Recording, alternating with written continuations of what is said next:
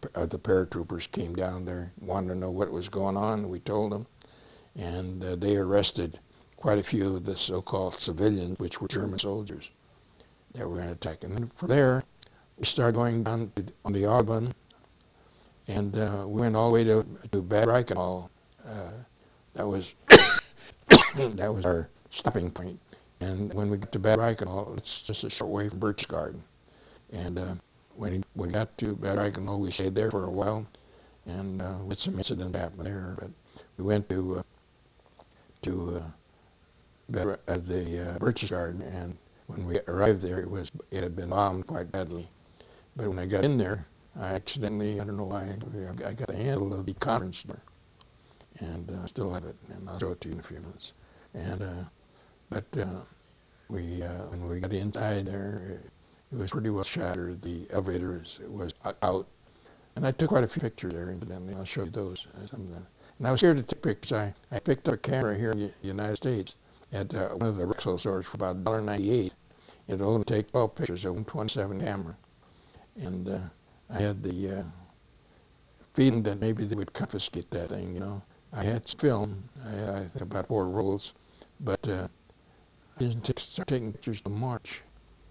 And anyway, when we got into Berchtesgaden, it was nothing elaborate about the thing yet, in my estimation. But the conference room was huge. There's a big area there. And prior to that, I didn't mention this, but when we went to a place called Memmingen. Now, I had been on a number of advance parties, they call them. And when we got to Memmingen, we stayed at a German general's home, which was quite abandoned. He had Arabian horses, he had BMW motorcycles, he had a number of vehicles there, and so the fellows started riding them all over the place and ride the horses too. And in that area, I picked up quite a few pictures that I had, this general had acquired, and that was my souvenir, you might say. And among those, I have some pictures of, believe it or not, I had a picture of Anne Lindbergh with some ladies. I don't know where it's at right now, but I don't have it available right here. And then I also picked up some pictures of Laval, who was a premier of France, who was considered a pro-Nazi, and one of the envoys from Japan got his picture, and quite a number of other pictures that I had, and they're large prints. But anyway, at one time, prior to going to Memmingen, I went to a place as an advance party. We were going to get a clearing place. We picked up an area near Kaiserslautern, Germany, and we told the Bürgermeister, who was the mayor of that city, to get out of the building with his family because he lived in the same building. And he got out and with his family and went downstairs and killed his wife and kids and himself for Hitler. He had a note there. And when we were at Bad Reichenhall, I'm kind of jumping around, I'm sorry. Hitler's home was nearby, and I was able to go into his home, and it was bombed pretty bad, but I was able to get some books that I put together, and I shipped them to the University of Nebraska at Omaha, and unfortunately they received them, but they disappeared. And nearby was Barman's home, across the street, you might say. I've been in that house, and he had a very large piano in the place, and I guess he's quite a music enthusiast. And nearby was also Goring's place, and in Goring's place, we found, I didn't see him, but paintings from the Louvre and from other galleries in France, even some galleries from Italy, believe it or not. I don't know how he acquired them, but they did, and they looked them up and tried to return them back to the museum. I'm sure some of those were lost too, so that people use them as souvenirs. But this first place that I told you about, where this fellow killed his wife, himself, and kids, there's a microscope there, a Zeiss microscope, and one of the officers there said that this should be your to use when you go to medical school. And I took it and replaced it with in my foot locker with a brand new microscope, which was out of this world. That'd probably be worth about $20,000 or better. Also found a lot of, in my travels there, found a lot of Lugers and P-38s that were hidden in farmhouses and so forth. and there were some potato mashers there. At one time on my trek there, the officer in charge told us that we should take our clothing off and get them washed and so forth, and put the rest of them in drawers of one of the areas that we could acquired for quarters at the moment. And I went to open up the door and I picked a live hand grenade, and I picked it up and I tossed it very fast. I don't know, just quick, and when he got hurt, it exploded, and nobody was injured. Wow. And so I saved myself. So when you got out of the service, when did you get out? Well, actually, 1944, I got out. Actually, November 45 was when I was discharged, but I was supposed to discharge. So what I did when we were in Germany, I had gone to Bad Gassy in Austria, and then I had applied to go to Greece as an interpreter or help in that particular capacity, and I was rejected.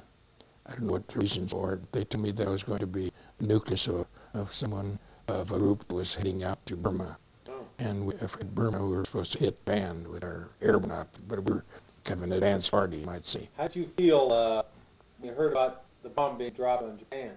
I didn't know about that until later. And this first ship that I was telling you, the second ship, first ship that I was on, the Leopoldville, found out in the Stars and Stripes that it was shelled by the Germans submarine down at Cherbourg, France, and they lost there's different variations of numbers, 800 and 900 people got killed and unaccounted for. And anyway, I had read not too long ago that they were going to try to consume that ship. They were able to find it, but I don't know if they've done anything with it or not. But their body's still in there. I've asked every veteran we've interviewed about when they got back to the United States. Yes. Tell me about your trip back to Omaha. Did you take the train, and what was it like when you walked down the steps of your home? Initially, I was supposed to be discharged. I left the nearest port that we got to was in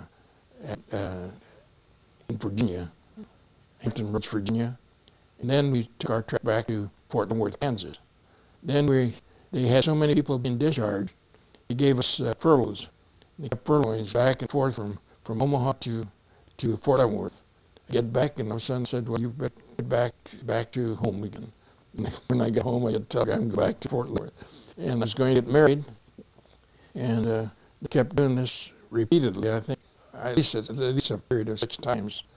And so we thought we could be able to negotiate so we'd get married. And we tried, and finally they were going to send me to Idaho because they were also discharging people out there. That was a naval station, actually. But anyway, we finally got discharged and supposed to get married, and I got discharged in November, from August to November, back and forth, trips on the train. But this one time we had a very bad episode down in Kansas City where they had floods, and so we had to go on box. The train went on top of large railroad ties and go about 10 miles an hour, 5-10 miles an hour across this one area, and the homes were all over the place there. Here's a question, Yes. just down to the end here. Yes, sir. Tell me, this interview will be shown after your death, probably for years, to students, and maybe they can learn something.